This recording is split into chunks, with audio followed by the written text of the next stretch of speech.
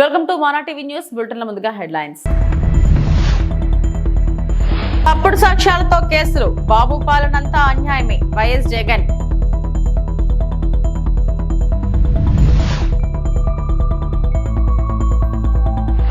Wish Venkat కుటుంబానికి సోను సూద్ పరామర్శ, Narayana.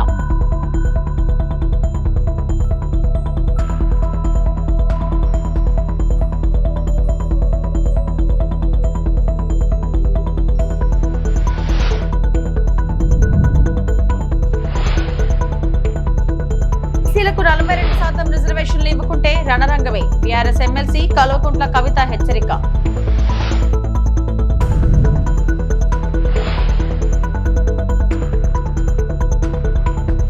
Operation Sindoor, operation Mahadev విజయానంతరం ఎన్డీఏ పార్లమెంటరీ సమావేశంలో హర్ హర్ మహాదేవ్ నినాదాలతో ప్రధాని నరేంద్ర మోడీకి పూలమాల వేసి ఘన సత్కారం చేసిన ఎన్డీఏ ఎంపీలు.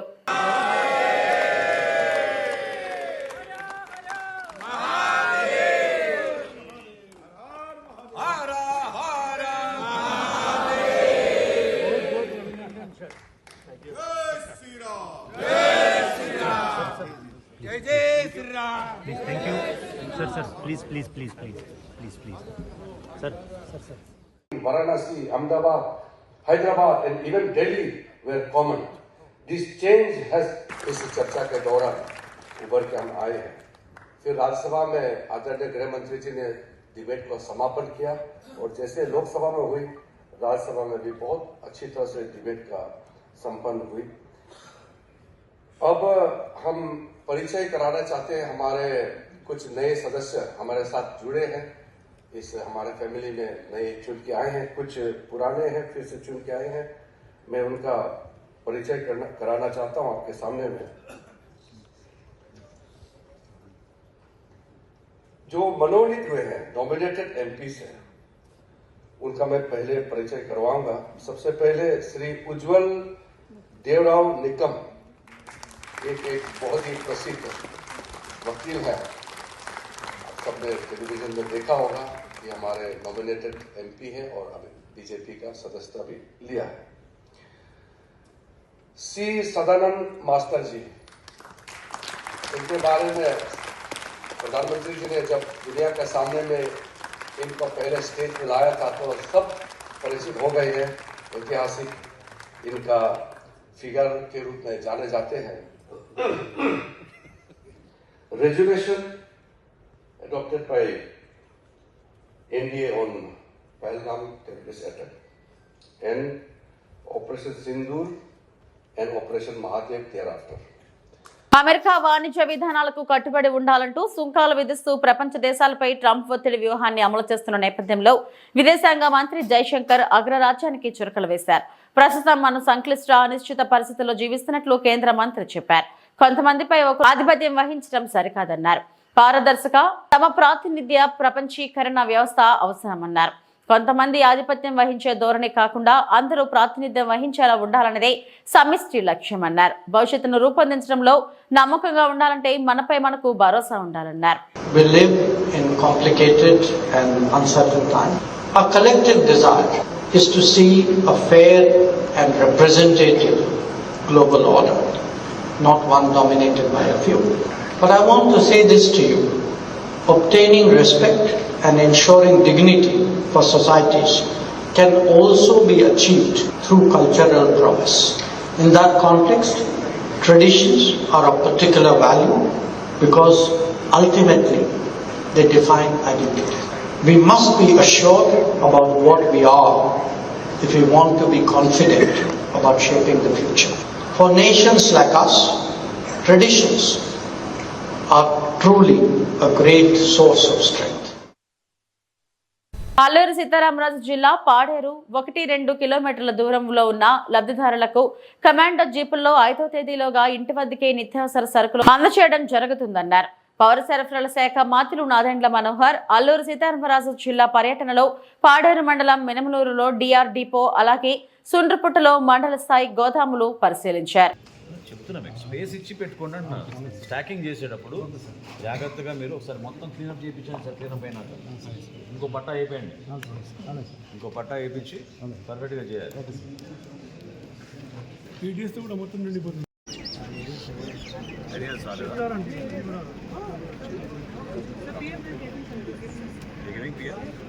జిల్లాలో క్షేత్రస్థాయిలో వాస్తవ పరిస్థితులు పరిశీలించడానికి పౌర సరఫరాల శాఖ నుంచి, అదేవిధంగా గిరిజన కార్పొరేషన్ నుంచి ఏ విధంగా మేము పౌరులకి ప్రతి నెల రేషన్ సరఫరా జరుగుతున్న దానిపైన అధ్యయనం చేయడానికి కోసం ఈరోజు అధికారులు, ప్రజాప్రతినిధులు అందరం కూడా పర్యటించాం. మహిళలందరూ కూడా ఎంతో సంతృప్తితోటి MDU వ్యాన్లని ఆపేసిన తర్వాత కొత్తగా ఏర్పాటు చేసిన ఈ వ్యవస్థ రేషన్ షాపుల ద్వారా పనులు మానుకోకుండా వాళ్ళకి అవకాశం దొరికినప్పుడు ఈ 15 రోజుల్లో సరుకులు తెచ్చుకున్న దానిపైన హర్షం వ్యక్తపరిచారు. అదేవిధంగా ఇంటికి వెళ్ళి డోర్ డెలివరీ చేసే విషయంలో కూడా వాళ్ళందరూ కూడా ఎంతో సంతృప్తి వ్యక్తపరిచారు. రాబోయే రోజుల్లో కలిసి గిరిజన కార్పొరేషన్ తోటి పౌర సరఫరా శాఖ రాష్ట్ర వ్యాప్తంగా ఉన్న 29,000 ఫేర్ ప్రైస్ షాపుల్లో కూడా ఈ ప్రోడక్ట్స్ ఏవైతే కష్టపడి మన గిరిజనులు ఇక్కడ మన సంపదని సృష్టిస్తున్నారో అక్కడి నుంచి మనం రాష్ట్ర వ్యాప్తంగా ప్రతి ఒక్కరికి అందుబాటులో తీసుకురావడానికి కోసం ఒక ప్రయత్నం చేయబోతున్నాం. అదేవిధంగా దీపం పథకం గురించి కూడా మేము క్షేత్రస్థాయిలో ప్రతి ఒక్కరిని అడిగాం. చిన్న చిన్న సమస్యలు ఏవైతున్నాయో అవి సరి చేసుకునే విధంగా అధికార యంత్రాంగాన్ని కూడా అప్రమత్తం చేశాం. రాబోయే రోజుల్లో మరింత మెరుగైన సేవలు అందించడానికి, ఎక్కువ ప్రోడక్ట్స్ కూడా అందించడానికి, ఇది కేవలం ఏంటంటే వాళ్ళు ఇప్పుడు షాపుల దగ్గరకు వచ్చి తీసుకునే అవకాశం కేవలం బియ్యానికిను, పంచదారకిను, కందిపప్పుకే కాకుండా ఇతర సరుకులు కూడా వాళ్ళకి అందుబాటులో తీసుకొచ్చి నాణ్యమైన సరుకు తక్కువ రేటుకి ఇచ్చే విధంగా ఒక ప్రయత్నం తప్పకుండా రాష్ట్ర ప్రభుత్వం నుంచి మేము చేపడతాం. ఏపీలో చంద్రబాబు పాలనలో కలియుగ రాజకీయాలు చూస్తున్నాం. న్యాయం, ధర్మం ఎక్కడా కనిపించడం లేదన్నారు. వైఎస్ఆర్సీపీ అధినేత జగన్మోహన్ రెడ్డి తప్పుడు కేసులు, తప్పుడు సాక్ష్యాలతో కేసులను నడిపిస్తున్నారని ఆరోపించారు. అక్రమ, తప్పుడు కేసుల్లో బాధితుల తరపున న్యాయవాదులు నిలబడాలన్నారు. న్యాయవాదులను, సేవలను పార్టీ ఎప్పుడు మర్చిపోదంటూ హామీ ఇచ్చారు. పార్టీ కోసం కష్టపడే వారికి తప్పకుండా వారికి ప్రాధాన్యత ఉంటుందని భరోసా ఇచ్చారు. వైఎస్ఆర్సీపీ అధినేత వైఎస్ జగన్మోహన్ రెడ్డి అధ్యక్షతన వైఎస్ఆర్సీపీ లీగల్ సెల్ ప్రతినిధుల భేటీ జరిగింది. ఈ సమావేశంలో పార్టీ ప్రధాన కార్యదర్శి పొన్నవోలు సుధాకర్ రెడ్డి, లీగల్ సెల్ రాష్ట్ర అధ్యక్షుడు మనోహర్ రెడ్డి, ఉమ్మడి గుంటూరు, కృష్ణా జిల్లాల లీగల్ సెల్ ప్రతినిధులు పాల్గొన్నారు. నేను వేరే చెప్పాల్సిన అవసరం లేదు. నిజంగా ఈరోజు పార్టీకి అన్ని రకాలుగా ఒక పెద్దన్న పాత్ర ఎవరైనా పోషిస్తూ ఉన్నారు అంటే అది న్యాయవాదులే అని చెప్పాలి. అడగకపోతే అమ్మైనా అన్నం పెట్టదన్నట్టుగా, కోరకపోతే దేవుడైనా కూడా వరం ఇవ్వడం అన్నట్టుగా, పిటిషన్ వేయకపోతే, న్యాయస్థానంలో మీరు నిలబడకపోతే న్యాయం కూడా దక్కే పరిస్థితి కూడా ఉండదు. కలియుగం అన్నది ఏమిటి అన్నది ఈ చంద్రబాబు నాయుడు గారి పరిపాలన చూస్తే ఈ 14 నెలల్లో ఓహో ఇదేనా కలియుగము అని చెప్పి అనిపించే పరిస్థితి ఎవరికైనా కూడా అనిపిస్తుంది. ఎందుకనంటే న్యాయం లేదు, ధర్మం లేదు.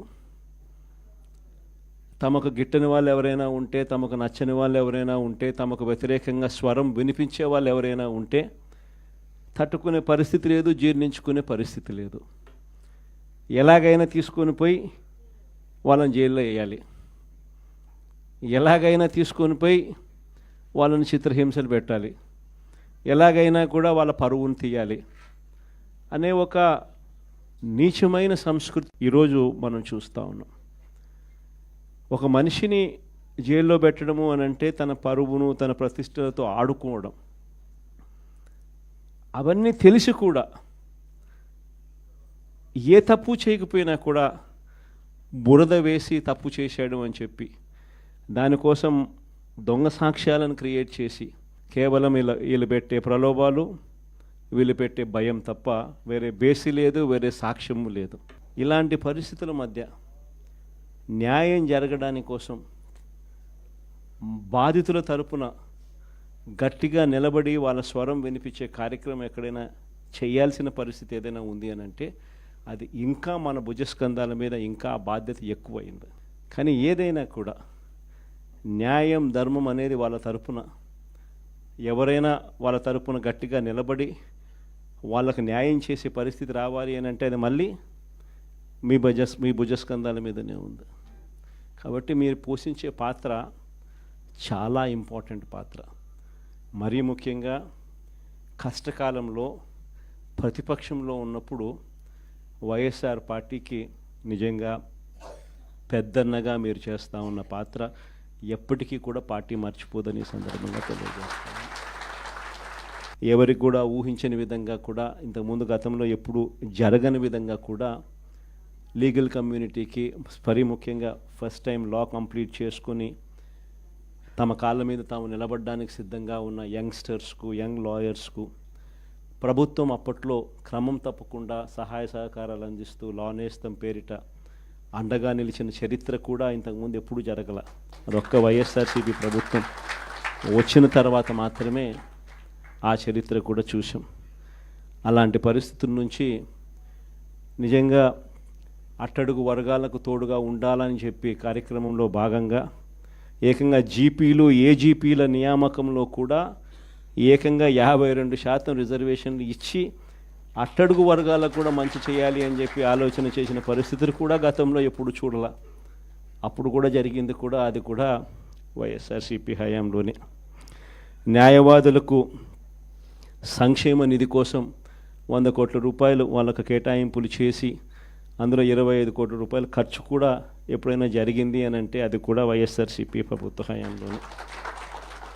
న్యాయవాదుల సంక్షేమ నిధికి కాకుండా ఇన్సూరెన్స్ పథకానికి కూడా 1/3 వంతు వాటాను కూడా ప్రభుత్వమే చెల్లించిన పరిస్థితులు కూడా ఎప్పుడైనా ఉన్నాయి అని అంటే అది కూడా వైఎస్ఆర్సీపీ ప్రభుత్వంలో.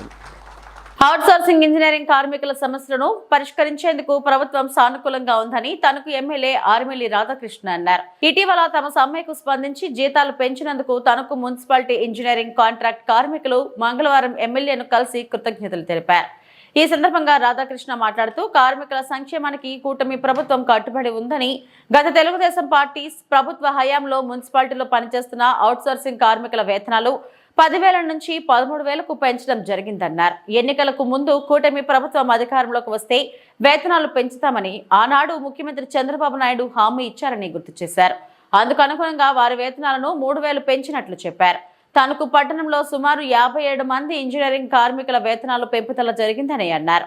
ఉద్యోగుల పట్ల కూటమి ప్రభుత్వం అండగా ఉంటుందని, అంతేకాకుండా వారి కుటుంబాలకు సంక్షేమ పథకాలు అందించడానికి ప్రభుత్వం చర్యలు తీసుకుంటుందని చెప్పారు. ఈ కార్యక్రమంలో municipal engineering contractor outsourcing union కార్మికులు పాల్గొన్నారు.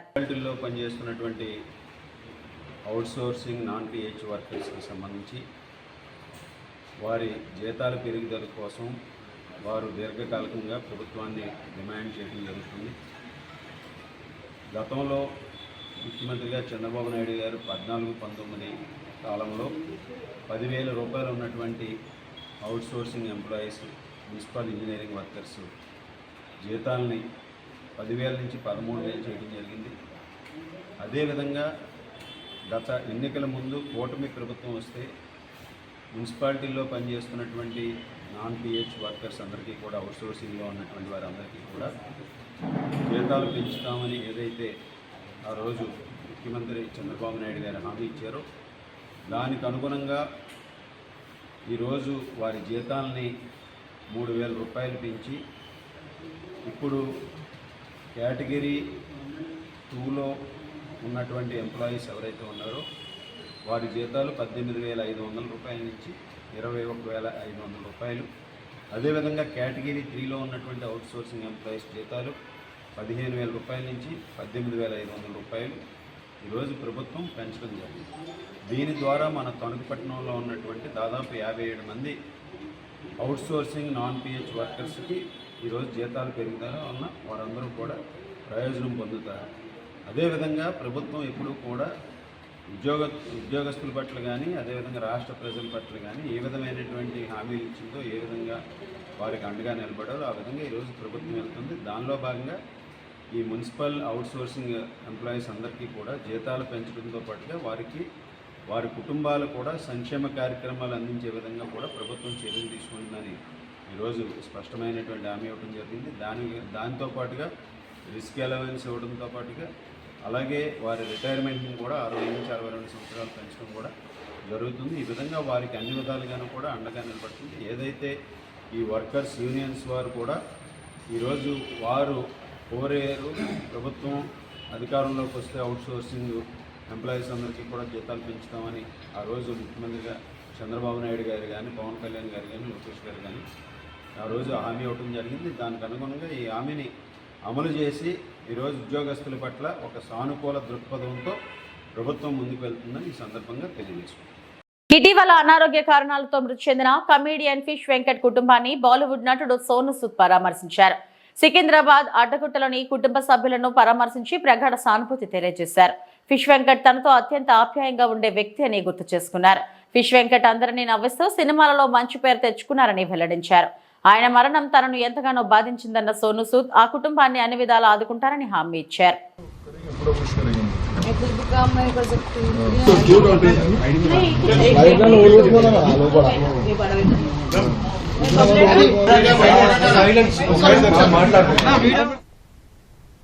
హైదరాబాద్ మహానగరంలో జోరు వర్షం కురుస్తుంది. వనస్థలిపురం, హయత్ నగర్, పంచాగుట్ట, కూకట్పల్లి వరకు అన్ని ప్రాంతాల్లో భారీగా వాన పడుతుంది.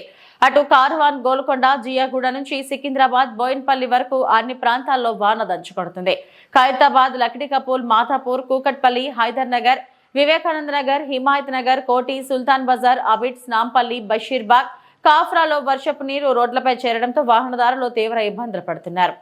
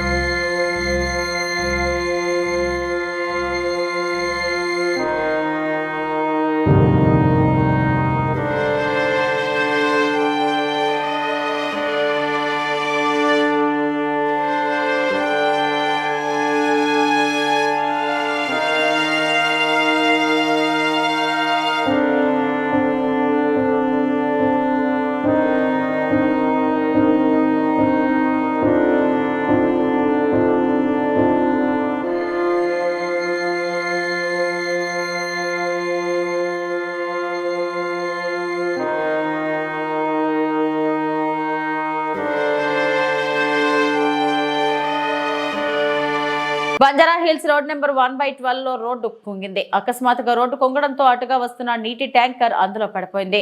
వెంటనే సంఘటనా స్థలానికి చేరుకున్న జీహెచ్ఎంసీ అధికారులు, ట్రాఫిక్ పోలీసులు సహాయక చర్యలు చేపట్టారు. భారీ వర్షం కారణంగానే రోడ్డు కుంగినట్లు అధికారులు చెబుతున్నారు.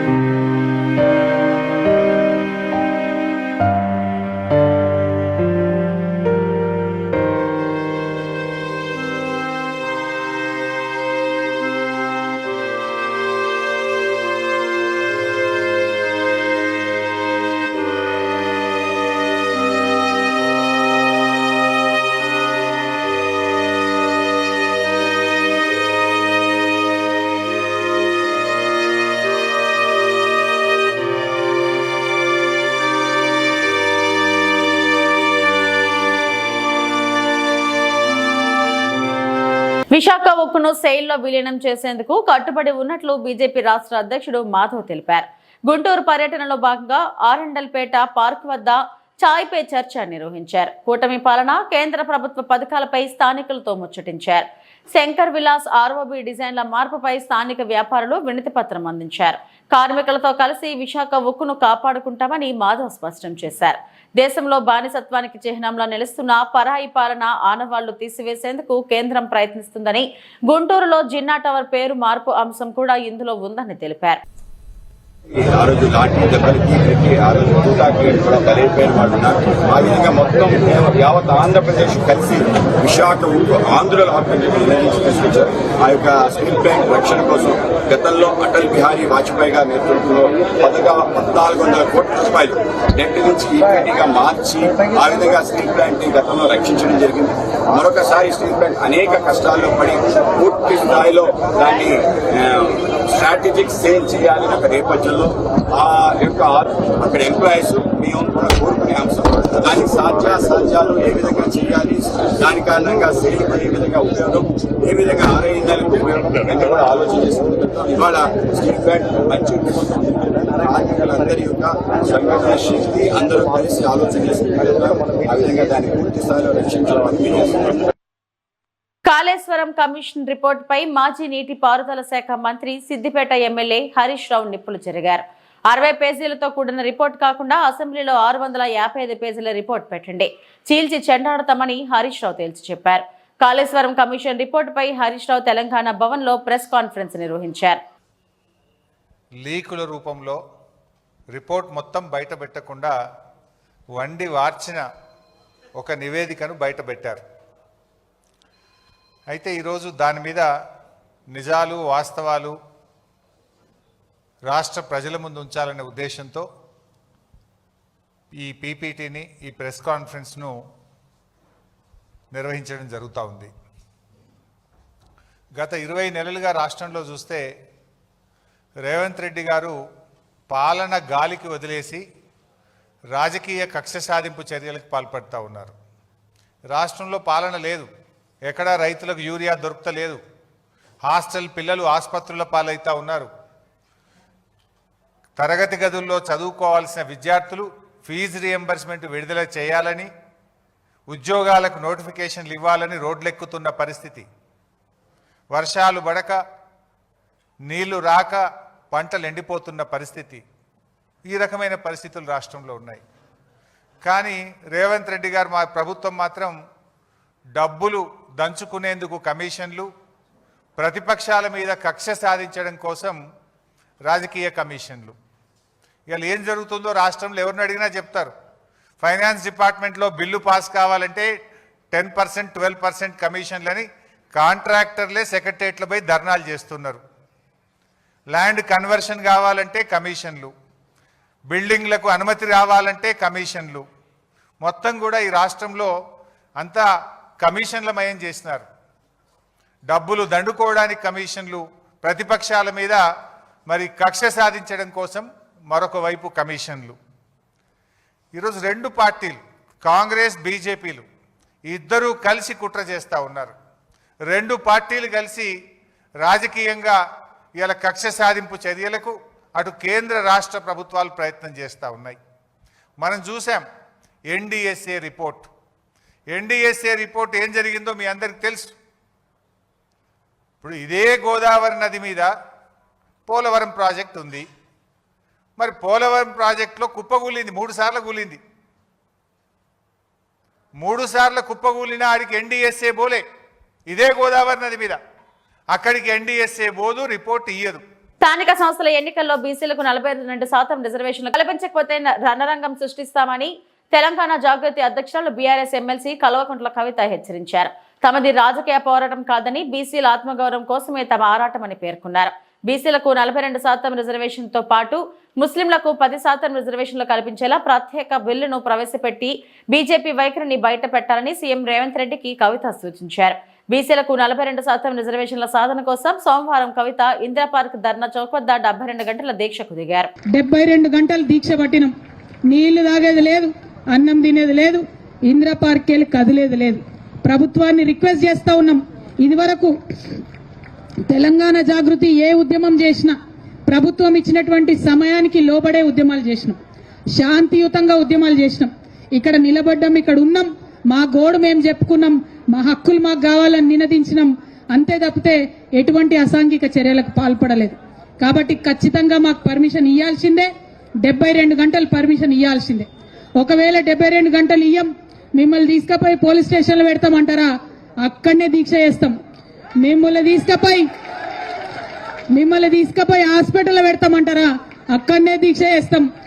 మిమ్మల్ని తీసుకుపోయి ఇంటికాడ ఇడిచి పెడతామంటారా? ఆన్నే రోడ్డు మీద కూర్చొని అక్కడ కూడా దీక్ష చేస్తాం. పంతం ఇడిచేది లేదు, వెనక్కి వచ్చేది లేదు, హక్కులు సాధించే వరకు మడమ తిప్పేది లేదు. ఈ విషయం ప్రభుత్వం గమనించాలని చెప్పి నేను కోరుతున్నా. ఇప్పటివరకు నా బులెటిన్ అప్డేట్స్. నమస్తే.